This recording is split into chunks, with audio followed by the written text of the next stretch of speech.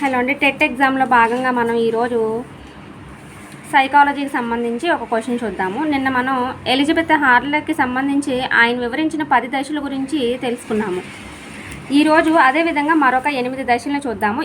నిన్న విన్న 10 దశలు, ఈరోజు చెప్పుకునే 8 దశలు దాదాపుగా ఒకే రకంగా ఉంటాయి, కొంచెం మాత్రమే భేదం ఉంటుంది. నిన్న చెప్పుకుంది ఎవరి గురించి అంటే ఎలిజబెత్ హార్లెట్ గురించి. ఆయన ప్రతిపాదించిన 10 దశల గురించి. ఒక జీవిత కాలంలో ఒక మనిషి పుట్టుక నుంచి చావు వరకు, పుట్టుకొక ముందు నుంచి చావు వరకు ఎన్ని దశలు ఉంటాయి, ఏ దశలో ఆ వ్యక్తి ఏ విధంగా నడుచుకుంటాడు, ఏ విధంగా తన స్వభావం ప్రవర్తన తీరుంటుంది అనేది నిన్నటి దశలో మనం తెలుసుకున్నాము. ఈరోజు మనం ఎరిక్సన్ మనోసాంఘిక సిద్ధాంతం గురించి తెలుసుకుంటాము. అంటే ఎరిక్సన్ అనే అతను మనోసాంఘిక సిద్ధాంతము అంటే మనోవైజ్ఞానిక సాంఘిక సిద్ధాంతం. అంటే ఆయన ఏంటి, మనోవిజ్ఞాన శాస్త్రానికి సంబంధించి సాంఘిక సిద్ధాంతాన్ని ప్రతిపాదించాడు. మనోవిజ్ఞాన శాస్త్ర సాంఘిక సిద్ధాంతాన్ని ప్రతిపాదించింది ఎవరు అంటే ఎరిక్సన్. ఈయన ఏం చేశారు అంటే ఒక పుట్టుక నుంచి జీవితం అంతం వరకు గల దశలని ఆయన 8 దశలుగా వివరించారు. ఈ 8 దశలలో మొదటి దశ పూర్వ శైశవ దశ.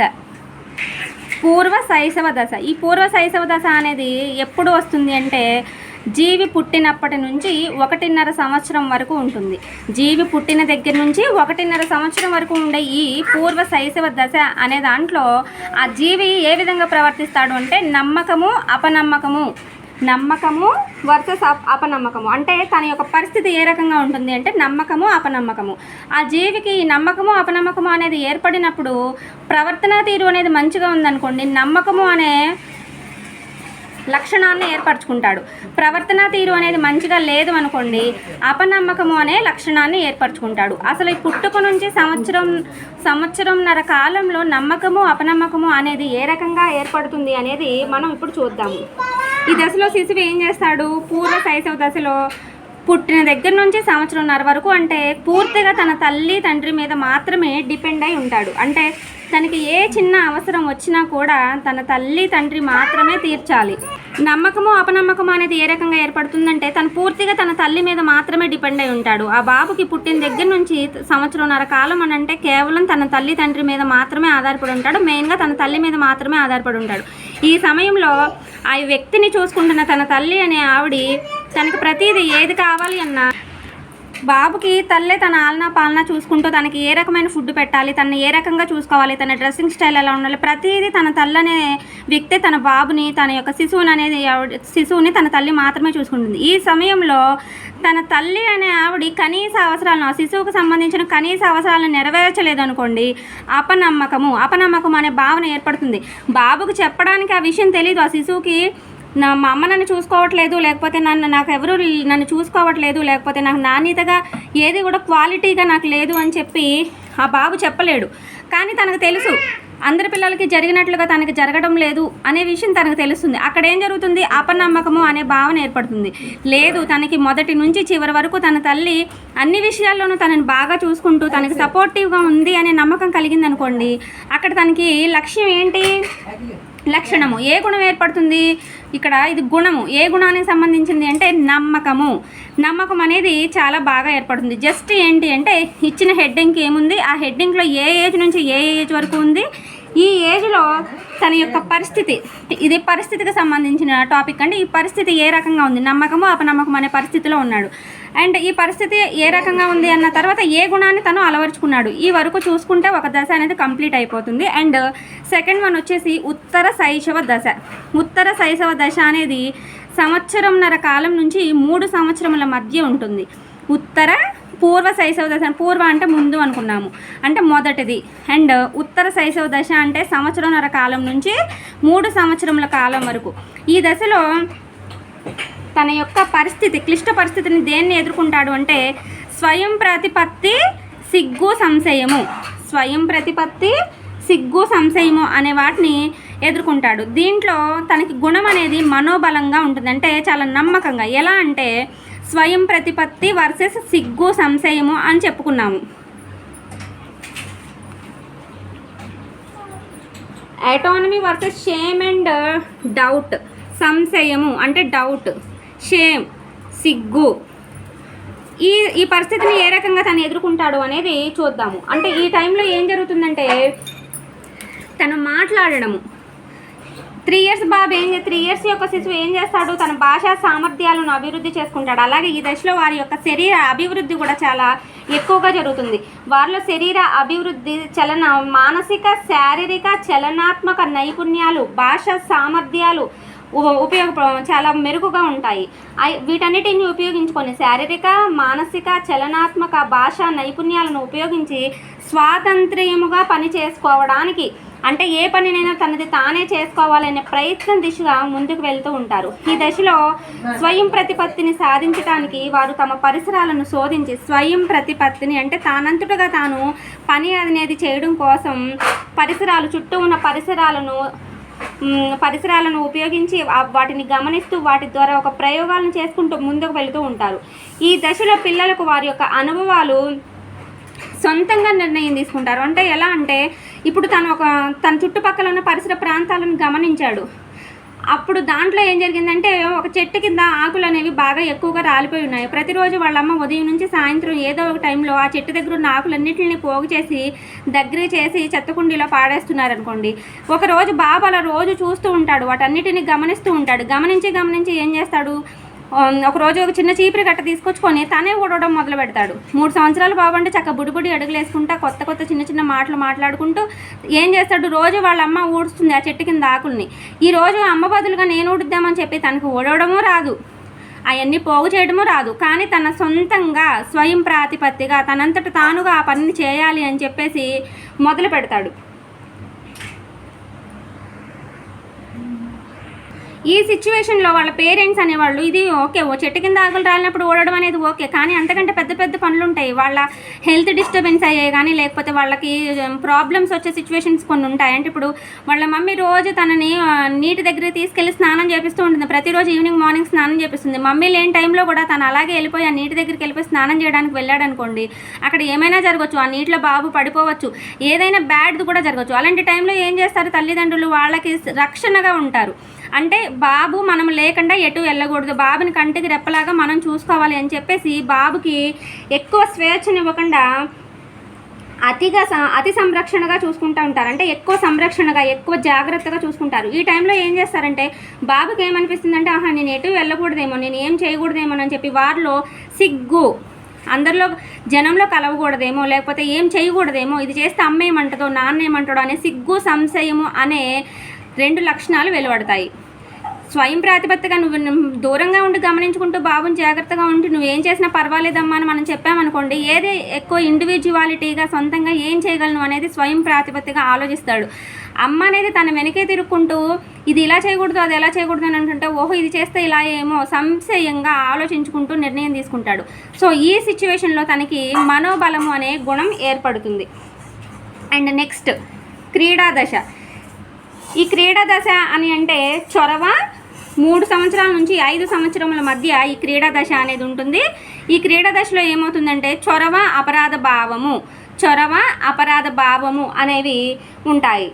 అంటే చొరవ, అపరాధ భావము అంటే ఏంటి అంటే ఈ దశలో ఏం జరుగుతుందంటే నమ్మకము, స్వయం ప్రాతిపత్తి సమకూరిన పిల్లలు, అంటే ఈ మొదటి దశలో ఏర్పడిన పూర్వ శైశవ దశలో తల్లిదండ్రుల మీద నమ్మకం, బాగా చూసుకుంటారు అనే నమ్మకం ఏర్పడి ఆ దశతో పాటుగా స్వయం ప్రాతిపత్తిగా అంటే ఏ పనినైనా నేను సొంతంగా చేయగలనే నమ్మకం ఏర్పడి ఉన్నవాళ్ళు ఏం చేస్తారంటే ఈ దశకు వచ్చేటప్పటికి వారి పరిసరాలతో పరస్పర చర్యలు తీసుకోవడానికి చర్య చూపిస్తారు. అంటే తనకి తల్లిదండ్రులు ఏ రకంగా తనని చూసుకుంటున్నారు, అంటే నేనేం చేసినా అమ్మ వాళ్ళు పర్వాలేదు నన్ను ఏమో అనరనే ఒక నమ్మకం ఏర్పడింది. తనంతటి తానుగా సొంత నిర్ణయాలు తీసుకోగలను అనే మరో నమ్మకం ఏర్పడింది. అప్పుడు ఏం చేస్తాడు, ఈ 2 నమ్మకాలని తీసుకొని ఇంకొక స్టెప్ ముందుకి చొరవ తీసుకుంటాడు, ఇంకొక స్టెప్ ముందుకేస్తాడు. ఇంకొక స్టెప్ ముందుకు తీసుకొని చొరవ కలిగించుకుంటాడు. అంటే నేను ఈ పనిని అమ్మా నాన్న చెప్పవసరం లేదు, నా అంతటి నేనుగా ఇండివిజువాలిటీగా నేను ఈ పనిని చేయగలను అని చెప్పేసి అనుకుంటాడు. లేదు, మనకి ఈ మొదటి దశలో అపనమ్మకము, అమ్మా నాన్న నన్ను సరిగా చూసుకుంటారో లేదో అని అపనమ్మకంతో ఈ శిశువు బయటకు వచ్చాడు అనుకోండి, రెండవ దశలో స్వయం ప్రతిపత్తి అనేది ఏర్పడదు, సిగ్గు సంశయము మాత్రమే ఏర్పడుతుంది. అపనమ్మకము సిగ్గు సంశయము అనే ఏర్పడినప్పుడు ఈ క్రీడా దశకు వచ్చేటప్పటికి అపరాధ భావము అపరాధ భావం అనేది మెయిన్గా ఉంటుంది. ఎందుకు అపరాధ భావం ఉంటుంది అంటే తనకు ముందు ఉన్న ఈ 2 దశల్లోనూ తనకు అనుగుణ విధంగా జరగలేదు. అపనమ్మకము అలాగే సిగ్గు సంశయం అనేవి మాత్రమే ఏర్పడ్డాయి. సో ఇక్కడికి వచ్చేటప్పటికి చొరవగా ఇండివిజువాలిటీగా తనంతట తానుగా ఏ పనిని చేయాలి అన్నా ఆలోచిస్తూ ఉంటాడనమాట. చేయగలనా లేదా అనే అపరాధ భావంలో ఉంటాడు.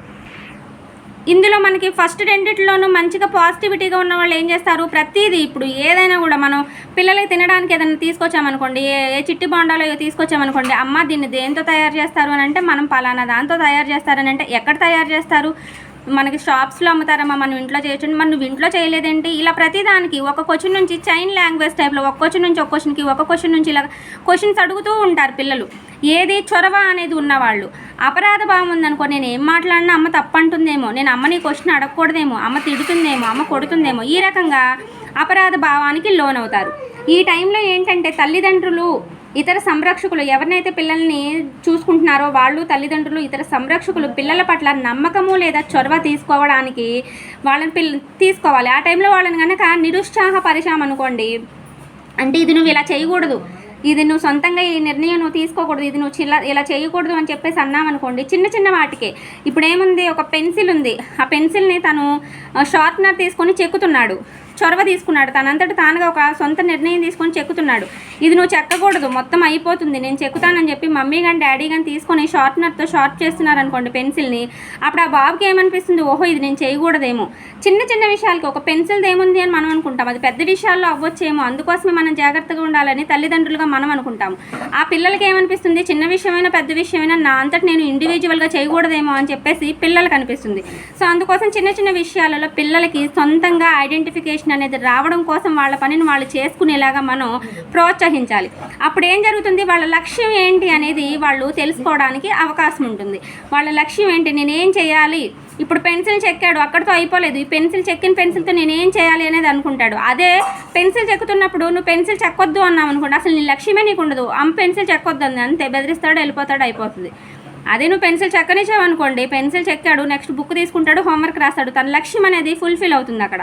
సో చిన్న చిన్న విషయాలలో అంటే జాగ్రత్త అనేది ఉండాలి, కానీ అది కొంతవరకే ఉండాలి, లిమిట్ ప్రకారమే ఉండాలి అనేది మనకి ఎరిక్సన్ అనే ఆయన ఈ క్రీడా దశలో వివరించారు. నెక్స్ట్ వన్, పాఠశాల దశ. పాఠశాల దశ అనేది 6 నుంచి 12 సంవత్సరముల మధ్యలో ఉంటుంది. ఈ దశలో బాబు ఏం చేస్తాడంటే అంగన్వాడీ స్కూల్ నుంచి వెళ్ళిపోయి ప్రైమరీ స్కూల్లో జాయిన్ అవుతాడు. ప్రైమరీ స్కూల్లో జాయిన్ అయిన ఈ బాబు పాఠశాల దశలోకి ఎంటర్ అయిన తర్వాత క్రియాశీలత న్యూన్యత అనేవి ఏర్పడతాయి. అంటే ఏంటంటే ఎలిమెంటరీ స్కూల్లోకి ఈ బాబు వెళ్తాడు. అక్కడ ఏమవుతుంది, వివిధ రకాల నైపుణ్యాలని ఉపాధ్యాయులు తోటి పిల్లలతోటి చూసి వివిధ రకాల నైపుణ్యాలను నేర్చుకుంటూ ఉంటారు. అంటే జట్టుగా ఆటలు ఆడడము, లేదంటే ఒంటరిగా సింగిల్గా డ్రాయింగ్ వేయడము, లేకపోతే జీకే అటెండ్ అవ్వడం, ఇలాగ ప్రతిదీ కూడా ఒంటరిగా కానీ లేకపోతే గ్రూప్గా కానీ ఏ రకంగా అయినా కూడా అక్కడ వివిధ రకాల నైపుణ్యాలని నేర్చుకొని మంచి క్యారెక్టర్ని సాధించుకుంటూ ఉంటాడు. తల్లిదండ్రులు పాఠశాల వాతావరణంలో పిల్లలు తల్లిదండ్రులు అలాగే పాఠశాల వాతావరణం ఈ రెండు కూడా పిల్లలకి ఏమవుతుందంటే ఒత్తిడికి గురి చేస్తూ ఉంటాయి. ఎందుకంటే ఇన్ని ఇయర్స్ తను ఎప్పుడు క్రీడా దశ వరకు కూడా తను కేవలం ఆటలు ఆడడము, పాటలు పాడడము, తిరగటము, ఎంజాయ్ చేయడంలోనే ఉన్నాడు. సడన్గా స్కూల్ ఏజ్కి వచ్చేసాడు. ఇక్కడికి వచ్చిన తర్వాత తల్లిదండ్రులు కూడా నువ్వు బాగా చదవాలి, స్కూల్కి వెళ్తున్నావు, అలా చదవాలి ఇలా చదవాలి అని అంటారు. టీచర్స్ కూడా తను ఫస్ట్ ఇప్పుడే కదా స్కూల్కి వచ్చింది, సో తను బాగా చదివితే బాగుంటుందని చెప్పేది టీచర్స్ కూడా ఫోర్స్ చేస్తుంటారు. ఈ టైంలో తనకి ఒత్తిడి అనేది అధికంగా ఉంటుంది. అప్పుడు అలా ఎలా జరుగుతుందంటే, ఇప్పుడు సమవయస్కులు ఉంటారు, వాళ్ళతో పాటు ఉన్న క్లాస్లో స్టూడెంట్స్ ఉంటారు, వాళ్ళందరితో పోటీ పడి చదవవలసి ఉంటుంది, వాళ్ళకంటే ర్యాంక్ ఎక్కువ రావాలి అని అనిపిస్తూ ఉంటుంది. ఈ టైంలో ఏమవుతుందంటే స్కూల్లో ఒక ఎగ్జామ్ లేకపోతే ఏదైనా ఒకటి గేమ్స్ కానీ ఎగ్జామ్స్ కానీ లేకపోతే ఏదైనా కండక్ట్ చేసినప్పుడు తన తోటి పిల్లల కంటే ఎక్కువ అధిక ర్యాంక్ సాధించాడు అనుకోండి, లేకపోతే అధిక బహుమతులను సాధించాడు అనుకోండి, అప్పుడు తల్లిదండ్రులు ఉపాధ్యాయులు తనని పొగడ్తలతో ముంచెత్తుతారు. అప్పుడు ఏం జరుగుతుంది, క్రియాశీలత క్రమశిక్షణ భావం అనేది ఏర్పడుతుంది. క్రమశీలత శ్రమతో కూడిన ఒక ఇంట్రెస్ట్ అనేది ఏర్పడుతుంది. నేను ఇలా చెయ్యాలి అనేసి అనిపిస్తుంది. తనని పొగుడుతూ ఉంటే దానిలో ఉన్న కష్టాన్ని కూడా వాళ్ళు అధిగమించి బాగా చదవడానికి ప్రయత్నిస్తారు. అదే తనకు తక్కువ మార్కులు రావడమో ఇంకేదన్నా జరిగిందనుకోండి, ఆ యొక్క స్టూడెంట్ వల్ల తల్లిదండ్రులు కానీ టీచర్స్ కానీ సాటిస్ఫాక్షన్గా లేరనుకోండి, అంటే ఎలా అంటే సంతృప్తి పడలేకపోతారు. తల్లిదండ్రులు టీచర్స్ కూడా సంతృప్తి పడలేకపోయారు అనుకోండి, బాబు సరిగా చదవకపోవడమో లేకపోతే గేమ్స్ అనేవి మంచిగా ఆడలేకపోవడమో నలుగురిలో ఇమడలేకపోవడం ఇలాంటివి జరిగినాయి అనుకోండి, ఈ రకంగా పిల్లవాడి గురించి తల్లిదండ్రులు అలాగే టీచర్స్ కూడా సంతృప్తి పడలేకపోతే అప్పుడు ఆ పిల్లవాడు న్యూన్యతా భావానికి లోనవుతాడు. ఈ దశలో ఏమవుతుంది, తను చేసిన పని అనేది మంచిగా జరిగి తనకి మార్క్స్ అనేవి ఎక్కువ వచ్చి మంచిగా ఉన్నాడు అనుకోండి, టీచర్స్ పేరెంట్స్ హ్యాపీ ఫీల్ అవుతారు. అప్పుడు ఇంకా చెయ్యాలి, ఇంకా చదవాలి అనే దాంట్లోకి పిల్లవాడు వెళ్తాడు.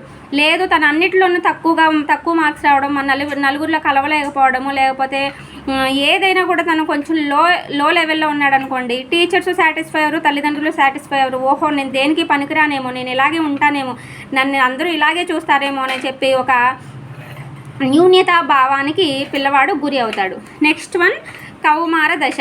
కౌమార దశ అనేది మనకి నిన్న చెప్పుకున్న ఎలిజబెత్ హార్లెక్ వివరించిన దశలో అయినా లేకపోతే ఇక్కడ మనం చెప్పుకుంటున్న ఎరిక్సన్ మనోసాంఘిక దశలో అయినా కౌమార దశ అనేది చాలా ఇంపార్టెంట్ దశ. ఈ దశలో ఏమంటే 12 సంవత్సరముల నుంచి 20 సంవత్సరముల మధ్య దశని కౌమార దశ అంటారు. ఈ దశలో పాత్ర గుర్తింపు సందిగ్ధత అనే క్లిష్ట పరిస్థితులను ఆ యొక్క వ్యక్తి ఎదుర్కొంటాడు. పాత్ర గుర్తింపు సందిగ్ధత అనే దీంట్లో తనకు వచ్చే గుణం ఏంటి అంటే విశ్వసనీయత అనే గుణాన్ని అలవర్చుకుంటాడు. పాత్ర గుర్తింపు సందిగ్ధత. ఈ పాత్ర గుర్తింపు సందిగ్ధత అంటే ఏమిటి అంటే, కౌమార దశలోని వ్యక్తులు తదాత్మ భావనను కలిగి ఉంటారు. అంటే నమ్మకము, ఇక్కడ ఫస్ట్ వన్ చెప్పుకున్న నమ్మకము, సెకండ్ వన్ చెప్పుకున్న స్వయం ప్రాతిపత్తి, థర్డ్ వన్ చెప్పుకున్న చొరవ, ఫోర్త్ వన్ క్రియాశీలత, ఇవన్నీ తనకు సమృద్ధిగా జరిగాయి, పాజిటివిటీతో వెళ్ళాయి అనుకోండి ఎప్పుడు మొదట ఉన్న 4 దశల్లోనూ. ఈ 5వ దశ అనేది తనకి ఎలా ఉంటుందంటే, ఈ 5 దశల్లోనూ మంచిగా ఉండడం వల్ల తనకి ఎలా ఉంటుందంటే, వారంతట వారిగా వారి యొక్క వ్యక్తిత్వాన్ని గుర్తింపు కోసం, వారి యొక్క ఐడెంటిఫికేషన్ కోసం అన్వేషణను ప్రారంభిస్తారు. ఎలా అంటే, నేను ఈ పని చేస్తే నాకు ఈ యొక్క గుర్తింపు వస్తుంది, నేను ఈ రకముగా ఈ పనిని ఇలా చేసుకుంటూ ముందుకు వెళ్ళాలి, నేను పాజిటివిటీతో, అంటే ఇప్పుడు నేను బాగా చదవాలి, లేకపోతే నేను ఇది చదివి ఇలా చేస్తే నేను మంచి నిర్ణయం తీసుకుంటే మంచితనంతో గుర్తింపు వస్తుంది అని చెప్పేసి ఒక విశ్వసనీయతతోటి ముందుకు వెళ్తారు. అదే మొదటి ఈ 2 దశల్లో అపనమ్మకము, సిగ్గు, సంశయము అండ్ అపరాధ భావము, న్యూన్యత అనేవి వచ్చాయనుకోండి, అప్పుడు వాళ్ళు ఏం చేస్తారు, వారికి ముందున్న 4 దశల్లోనూ స్టెప్స్ అనేవి మంచిగా జరగలేదు. ఈ ముందున్న 4 దశల్లోనూ తనకి మంచి స్టెప్ అనేది రాలేదనుకోండి, అప్పుడు తను ఇక్కడ ఏం చేస్తాడంటే సందిగ్ధత, అంటే నేను ఈ పని చేయగలనా. ఇప్పుడు ఫర్ ఎగ్జాంపుల్ తను 12th ఇయర్ నుంచి 20 ఇయర్స్ వరకు ఎంటర్ అవుతున్నాడు. ఇప్పుడు తను 10th క్లాస్ అయిపోయి ఇంటర్మీడియట్ జాయిన్ అవ్వాలి. తనకి సిఈసి ఇష్టం అనుకుందాము, కానీ ఎంపీసీ తీసుకుంటేనే తనకి వాల్యూ ఉందనుకోండి, నేను సిఈసి తీసుకుంటేనే నాకు వాల్యూ లేదు, నేను ఎంపీసీ తీసుకుంటేనే నాకు వాల్యూ ఉంది, కానీ నేను ఎంపీసీ తీసుకుంటే చదవలేనా, క్వశ్చన్ మార్క్. తన లైఫ్ మొత్తం క్వశ్చన్ మార్క్ కిందే ఉంటుంది. ఇక్కడ అనే దాంట్లో నమ్మకము అపనమ్మకంలో అపనమ్మకం అనేది ఏర్పడి, స్వయం ప్రాతిపత్తి సిగ్గు సంశయము అనేది ఏర్పడి, చొరవ అపరాధ భావము అనేది మాత్రమే ఏర్పడి, క్రియాశీలత న్యూన్యతలో న్యూన్యత అనేది ఏర్పడితే, ఇక్కడ పాత్ర గుర్తింపు సందిగ్ధత అనే దాంట్లో సందిగ్ధం వైపుకే వెళ్తాడు. ఎందుకంటే తనకు ముందు జరిగిన 4 దశల్లోనూ ఏ దశలోనూ తనకి అనుకూలముగా మంచిగా ఏది జరగలేదు. సో ఇక్కడ ఏం జరుగుతుంది, నేను ఈ పని చేయగలనా లేదా, ఇది నా వల్ల అవుతుందా లేదా అనే సంక్షోభంలో మాత్రమే ఉంటాడు. అంటే పాత్ర నేను చేయగల పాత్ర ఏంటి, నేను ఏ పాత్ర పోషించగలను, నేను మంచిగా చేయగలనా లేదా, ఏమి నిర్ణయించుకోలేరు, గందరగోళానికి లోనవుతారు.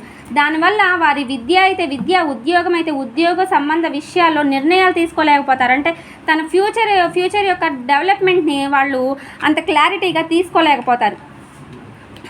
అదే వాళ్ళలో సరి అయిన తదాత్మ భావము అంటే మంచి భావాలు ఏర్పడితే పనులు చేయడము సాధించడానికి అవసరమయ్యే విశ్వాసం అనేది ఏర్పడితే వారు వారి యొక్క ఉద్వేగాలను సమతుల్యతను చూపి పరిసరాలతో సామరస్యంగా సర్దుబాటు చేసుకోగలిగితే వారి లైఫ్ అనేది చాలా పాజిటివిటీతో చాలా మంచిగా ఉంటుంది. కౌమార దశలో రెండే ఉంటాయి, ఒకటి పాజిటివిటీ ఒకటి నెగిటివిటీ. పాజిటివిటీ వచ్చిందనుకో వాళ్ళు విశ్వసనీయతగా నేను ఇంకా చేయగలను, నేను ఏమైనా చేయగలను ముందుకు వెళ్తారు. అదే వాళ్ళు చేయలేకపోయారు అనుకున్నారనుకోండి క్వశ్చన్ మార్క్ తోటి వాళ్ళ లైఫ్ అనేది అక్కడితో ఆగిపోతుంది. సో అన్ని దశల్లోనూ కౌమార దశ అనేది చాలా ఇంపార్టెంట్ దశ. ఈ దశలో స్టెప్స్ అనేవి రాంగ్ వేసామో మన లైఫ్ మొత్తం రాంగ్ అవుతుంది. అండ్ నెక్స్ట్ పూర్వ వయోజన దశ. ఈ పూర్వ వయోజన దశ అనేది 20 నుంచి 30 సంవత్సరముల మధ్యలో ఉంటుంది. ఇక్కడ సాన్నిహిత్యము ఏకాంతము ఈ రెండు మాత్రమే ఉంటాయి. సాన్నిహిత్యము ఏకాంతం అంటే ఏం లేదు, 20 నుంచి 30 సంవత్సరాల వయసు అంటే మిడిల్ ఏజ్లో ఉంటాము. అంటే ఒక మ్యారేజ్ లేకపోతే ఒక లైఫ్ సెటిల్మెంట్, జాబు, ఇలాగ స్నేహితులు, అటాచ్మెంట్స్ ఇవన్నీ ఎక్కువగా ఉన్న దశ ఈ దశ. ఈ దశలో ఏం జరుగుతుంది, వాళ్ళు తన స్నేహితులు కానీ తన సన్నిహితులు కానీ ఏదైనా ఇబ్బందుల్లో ఉన్నారు అని తెలిస్తే ఈ దశలో ఉన్న పూర్వ వయోజన దశలో ఉన్న వాళ్ళు తట్టుకోలేరనమాట. అమ్మో నా ఫ్రెండ్స్ ఇబ్బందుల్లో ఉన్నారు, వాళ్ళకి ఆ ప్రాబ్లం వచ్చింది, నేను ఇప్పుడు సొల్యూషన్ నేను ఇవ్వాలి అని చెప్పేసి వాళ్ళ సాయశక్తిలో వాళ్ళకి సహాయం చేయడానికి ప్రయత్నిస్తూ ఉంటారు. ఈ దశలో ఏం జరుగుతుందంటే అందరికీ సహాయం చేయాలి, అందరితోనూ మంచిగా ఉండాలి, ఎవరికి ఏ కారణంగానూ ఇబ్బంది రాకూడదు అని చెప్పి ఆలోచిస్తూ ఉంటారు. ఏ చిన్న ఇబ్బంది ఎదుటి వ్యక్తుల వల్ల వచ్చినా కూడా మనం సాల్వ్ చేయాలి, మనం హెల్ప్ చేయాలి మన స్నేహితులకి లేకపోతే మన బంధువులకి మన అనుకుంటూ ఉంటారు. ఈ సిచ్యువేషన్లో ప్రేమ అనే లక్షణము, ప్రేమ అనే గుణము అనేది ఏర్పడుతుంది. అంటే అందరితోనూ కలివిడిగా ఉండాలి, అందరితోనూ మంచిగా ఉండాలి అని చెప్పేసి ఎవరికి ఏర్పడుతుంది? పాత్ర గుర్తింపు, క్రియాశీలత, చొరవ, స్వయం ప్రాతిపత్తి, నమ్మకము ఇవనేవి పాజిటివిటీస్ అన్నీ వెళ్ళిన వాళ్ళకి ఏం జరుగుతుందంటే సాన్నిహిత్యముగా ఉండడము, మంచితనంతో ఉండడము, ప్రేమానురాగాలను పంచడం అనేది జరుగుతుంది. అదే ఈ సిచ్యువేషన్లో తను ఒక లవ్ ఫెయిల్యూర్ అవ్వడమో లేకపోతే ఏ సిచ్యువేషన్లో అయినా జనంతో కలివిడిగా ఉండలేకపోవడము, ఎదుటి వాళ్ళకి సహాయం చేయలేకపోవడము ఇవన్నీ ఎక్కడ జరుగుతాయంటే సందిగ్ధత, న్యూన్యత, అపరాధ భావము, సంశయము, సిగ్గు, అపనమ్మకము అనేవి ఏర్పడినప్పుడు ఆ రకంగా జరుగుతుంది. అందుకోసమని చెప్పేసి ఈ దశలో ఏం జరుగుతుందంటే వాళ్ళు ఏం చేస్తారు, పైన జరిగిన అన్ని దశల్లోనూ నెగిటివిటీ జరిగిన వాళ్ళు ఏం జరుగుతుందంటే ఏకాంతంగా ఉండడానికి, ఒంటరిగా ఉండడానికి ఇష్టపడుతూ ఉంటారు. అన్ని పాజిటివిటీ జరిగిన వాళ్ళు ఏం చేస్తారంటే ప్రేమానురాగాలను పంచటము, ప్రేమ యొక్క విలువను తెలుసుకోవడము, తల్లిదండ్రుల గొప్పతనము, స్నేహితుల గొప్పతనము, ఎదుటి వ్యక్తి యొక్క మంచితనము ఇవన్నీ తెలుసుకోవడానికి ప్రయత్నిస్తూ ఉంటారు.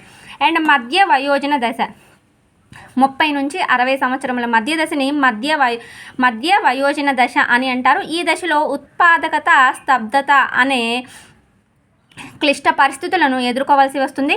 ఉత్పాదకత, స్తబ్దత అన్నాము. ఇక్కడ ఉత్పాదకత, స్తబ్దత అంటే ఏంటంటే ఈ దశలోని వారు ఉత్పాదక అవసరాన్ని తృప్తిపరచుకోవాల్సి ఉంటుంది. ఈ దశలోని వ్యక్తులు వారి యొక్క పిల్లలను పెంచటము, ఉత్పాదకత అంటే తమ యొక్క సంతానాన్ని పెంచటము, ఇతర వయోజనులకు వారి దగ్గర పనిచేసే వారికి మార్గదర్శకత్వం వహించటము, సంఘానికి ఉపయోగపడే కృత్యాలను చేయడం వల్ల తృప్తిని పొందుతారు. ఏముంది ఈ దశలో 30 నుంచి 60 సంవత్సరాల మధ్యలో ఉన్నాడంటే తనకి ఒక బరువు, బాధ్యత అనేవి ఏర్పడి ఉంటాయి.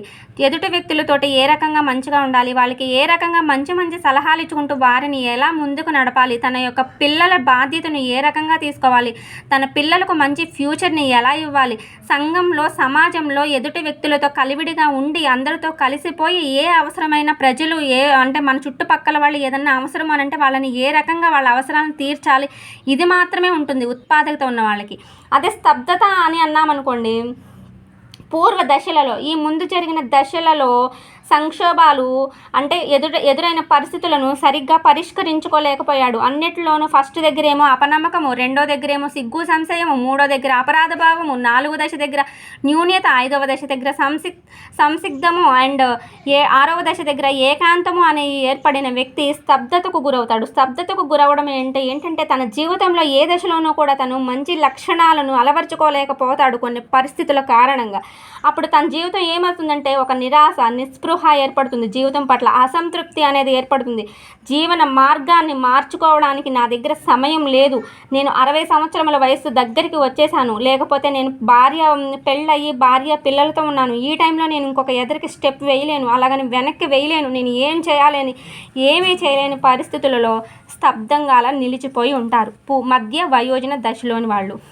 ఇక్కడ సంరక్షణ సంరక్షణ అనే గుణం ఏర్పడుతుంది. ఎవరికి? పాజిటివిటీతో ఉన్న వాళ్ళకి సంరక్షణ అనే గుణం ఏర్పడుతుంది. అంటే ఎదుటి వాళ్ళని, తన సంతానాన్ని, తన చుట్టుపక్కల వాళ్ళని, తన యొక్క శ్రేయోభిలాషుల్ని అందరినీ సంరక్షించుకుంటూ వాళ్ళకి మంచి మంచి సలహాలు ఇచ్చుకుంటూ జీవితంలో వాళ్ళని ముందుకు నడిపించడం అనేది జరుగుతుంది. నెక్స్ట్ వన్ పరిపక్వ దశ. ఇది 60 సంవత్సరముల నుంచి జీవిత పర్యాంతము, అంటే మనం చనిపోయే వరకు, మన చివరి రోజు వరకు 60 సంవత్సరముల నుంచి మనం చనిపోయే వరకు ఏర్పడే ఈ దశలో చిత్తశుద్ధి, నిరాశ అనే సంక్లిష్ట పరిస్థితులను ఎదుర్కొని సూక్ష్మబుద్ధి అనే గుణాన్ని అలవర్చుకోవాల్సి వస్తుంది. ఈ చిత్తశుద్ధి, నిరాశ అంటే ఏమిటి అంటే 60 సంవత్సరముల నుంచి వృద్ధాప్యం వరకు కొనసాగే ఈ దశలో ఏం జరుగుతుందంటే మానసిక, సాంఘిక వికాసంలోని ఈ చివరి దశలో వ్యక్తి జీవితానికి చెందిన అంతిమ సంక్షోభం, అంటే చివరి సంక్షోభమే చిత్తశుద్ధి లేదా నిరాశను ఎదుర్కొంటారు. ఈ దశలో వ్యక్తులు తమ పూర్వ జీవితం గురించి ఆలోచనలో ఉంటారు. 7 దశలలో ఇది 8వ దశ. పరిపక్వ దశ అనేది 8వ దశ. జరిగిపోయిన 7 దశలలోని సంక్షోభాలను విజయవంతముగా, చాలా మంచిగా పరిష్కరించుకోగలిగిన వ్యక్తి సంతృప్తి చెంది జీవితం పట్ల, సమాజం పట్ల సానుకూల దృష్టిని కలిగి ఉంటాడు. పూర్వదశలో సంక్షోభాలలో మంచిగా ఉన్నాడు. ప్రతి విషయంలోనూ తన యొక్క సమస్యలను పరిష్కరించుకున్నాడు. తన ఫ్యామిలీని ముందుకు తీసుకెళ్ళాడు. మోటివేటివ్గా ఉంటూ సమాజానికి ఉపయోగపడాడు అనుకోండి. తనకేముంటుంది? నేను అంతా మంచిగా చేశాను, మంచి ఆలోచనతో, చిత్తశుద్ధితో మంచిగా ఆలోచించి అంతా మంచి చేశాను అని ఒక ఆనంద భావనలో ఉంటాడు. అదే పూర్వ దశలోని సంక్షోభాలను సరిగ్గా పరిష్కరించుకోలేకపోయిన వ్యక్తి ఏం చేస్తాడు? నిరాశ, నిస్పృహ ఏర్పడి జీవితం పట్ల అసంతృప్తితో ఉంటారు.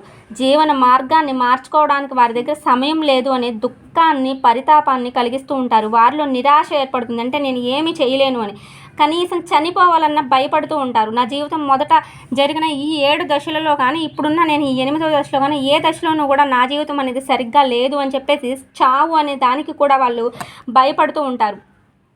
జీవితం పట్ల ఎలాంటి పశ్చాత్తాపము, దుఃఖము లేకుండా మంచి జీవితాన్ని గడిపిన వాళ్ళు చావు అనే దానికి భయపడరు. ఎందుకంటే తప్పదు, ప్రతి వ్యక్తి చావాలి, ఎప్పుడోకప్పుడు చావు అనేది ప్రతి వ్యక్తి జీవితంలోనూ వస్తుంది అనే ఆలోచనతో ఉంటారు, చిత్తశుద్ధితో. జీవితం మొత్తంలోనూ పైన జరిగిన 7 దశల్లోనూ ఈ దశలోనూ కూడా ఏది కూడా తనకి మంచి స్టెప్ అనేది జరగని వ్యక్తి చావు అనగానే భయపడిపోతూ ఉంటాడు.